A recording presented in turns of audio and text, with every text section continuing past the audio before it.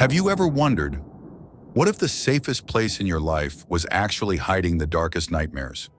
What if your school, the place of laughter, learning, and routine, was also the setting for something far more terrifying?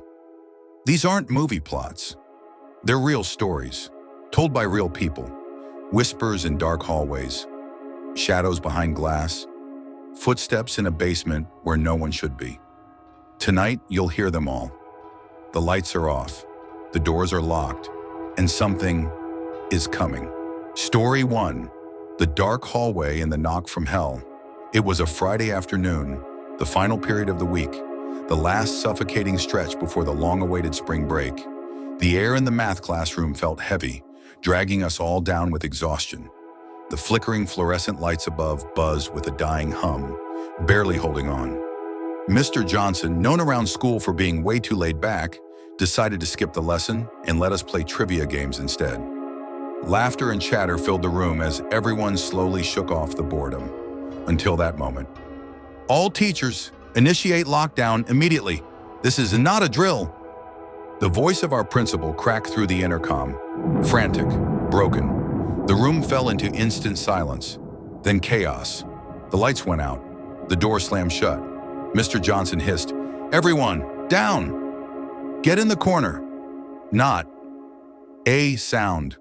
Darkness swallowed the classroom like a sudden nightmare. My breath caught in my throat. My heart pounded so hard it felt like it might break through my chest. Click. The power panel went completely silent. No hum, no sound.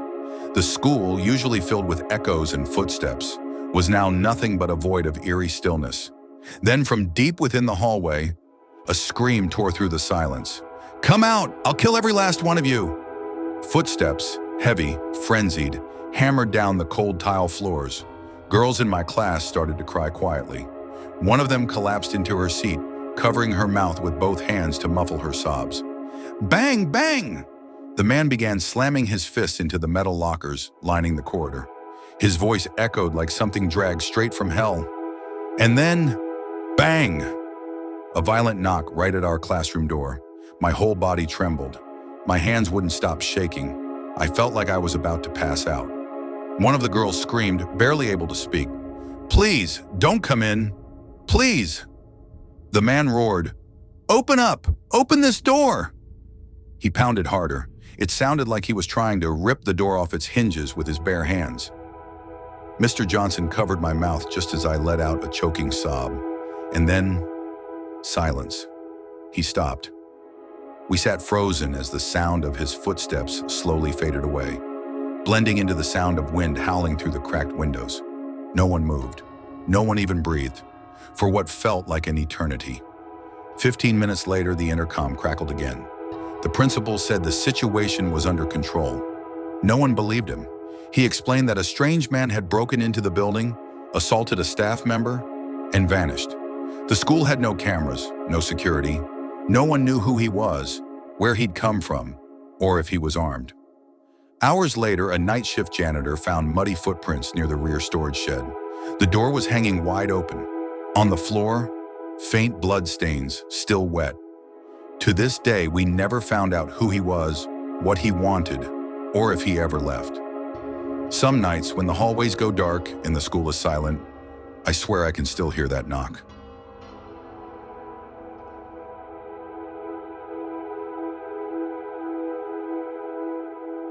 Story 2. The man behind the glass that day, the sky was cloaked in a lifeless gray, and a slow, steady rain turned the schoolyard into a swamp of shadows. The entire campus felt like it had been dipped in ashes. Everything looked sick, cold, colorless, dead. I was standing in the lunch line with my best friend Eric, joking about something dumb, trying to pass the time. The cafeteria line was packed, students jostling for space, the smell of soggy fries and wet jackets hanging in the air. Then it happened. Bang, bang, bang, bang. 4 sharp cracks pierced the air like nails driving into your skull. For a split second, people froze. Then someone laughed nervously. "Probably just thunder," someone muttered. "But thunder doesn't make a girl scream like that. A shrill, blood-curdling scream tore across the courtyard. A freshman dropped to her knees, clutching her head, eyes wide with terror. That's when campus security burst through the cafeteria doors. "Everyone into the auditorium! Now! Move!" We were herded like cattle, panicked, confused, into the multi-purpose room. The back wall was made entirely of glass, offering a wide, terrifying view of the outside. The trees beyond were soaked and drooping. The row of houses just beyond the fence looked like something from a fever dream. Wrong, warped, like they were watching us. Security guards scrambled to draw the blackout curtains across the windows. Teachers blocked every exit. Whispers turned into sobs. No one had a clue what was going on, but we all felt it. Something was out there, watching. Eric came back after talking to one of the staff, his face pale. "You know that creepy house right across the street from school?" he whispered. "There's this guy, lives alone. He barricaded himself inside. He's threatening to shoot the cops if they try to evict him. But the worst part? He's been spotted outside, watching the school, staring through the fence." A chill ran down my spine. Eric leaned in closer, his voice trembling now. "They say he's unstable. He's been arrested before for disturbing stuff, and now he's acting like he's hunting something." For over an hour, we were trapped in that room. No phones, no bathrooms, no escape. Just that horrible sense of dread tightening around our throats with every passing minute. The kind of fear that seeps into your bones and doesn't let go. Later that week, I found out something that still keeps me up at night. That man, he lived right next to my friend Brandy. She told me that the year before, on Halloween night, she saw him standing behind his window. He was slicing open his own arm, writing something on the glass in blood. She thought it was a Halloween prop. It wasn't. The writing never washed off completely. Even now, the faint letters are still visible when the light hits the window just right. It said, "Whoever enters, dies." We never saw the man again. But every time I walk past that row of houses, I can't help but feel like something is still watching from behind the glass.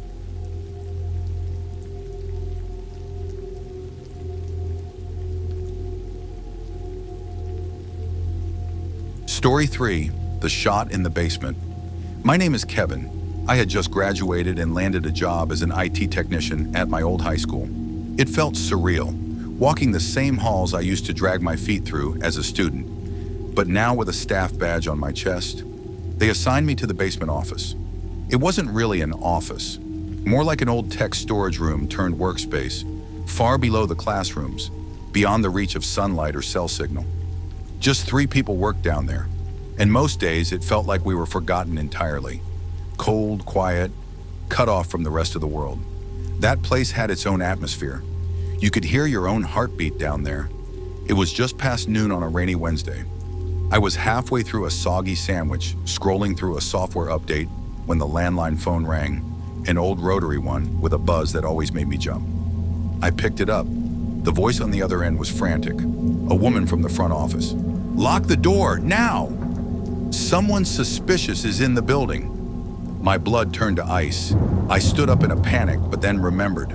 My room didn't even have a door, just a wide entryway that opened into the rest of the basement.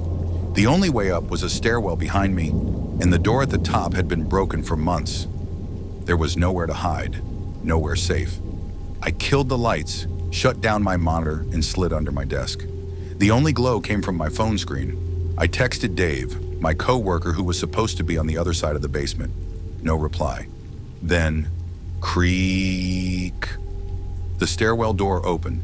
Footsteps dragged down the wooden stairs, slow and heavy, like something wasn't walking, but dragging itself downward. A dark figure appeared at the threshold of my office. Not moving, not speaking, just watching. I could barely breathe. Then, ding. My phone lit up with a message. The sound was deafening in the silence. The figure shifted, stepped forward, closer. I felt my chest seize. I was about to pass out from holding my breath. Then, in blind panic, I burst out from under the desk, scrambling backwards. The figure lunged, but instead of attacking, he grabbed my arm and whispered, "It's okay, I'm hiding too. I came to pick up my son, and they told me to shelter here." His voice was eerily calm, too calm. I stammered, "Who are you?" He smiled, but something felt off, way off. His smile didn't reach his eyes. It was empty. I glanced down at my phone, hand shaking. A new message from Dave. "Coach Buckley's been shot. Shooter's wearing a red flannel shirt, black cap. He's somewhere in the basement. Do not go up." I looked up slowly. Red flannel, black cap. It was him, the man standing inches from me. He matched the description exactly. My blood turned to ice. I bolted. He screamed behind me, "Don't run!" Bang! A gunshot exploded behind me. The sound tore through the walls of the basement like thunder. I felt the air shift as the bullet ripped past my head. But I didn't stop. I reached the top of the stairs, slammed into the door, and was met with flashlights, shouting, and armed officers swarming down. The man was tackled and arrested on the spot. Coach Buckley survived. No one ever figured out why the shooter came after him. He had no connection to the school, no motive, just appeared one day. But I know one thing for sure. That basement is no longer just an office. It's where I heard a gunshot for the first time. And even now, whenever I walk past that stairwell, I swear I can still hear the echo, a soft metallic click in the dark.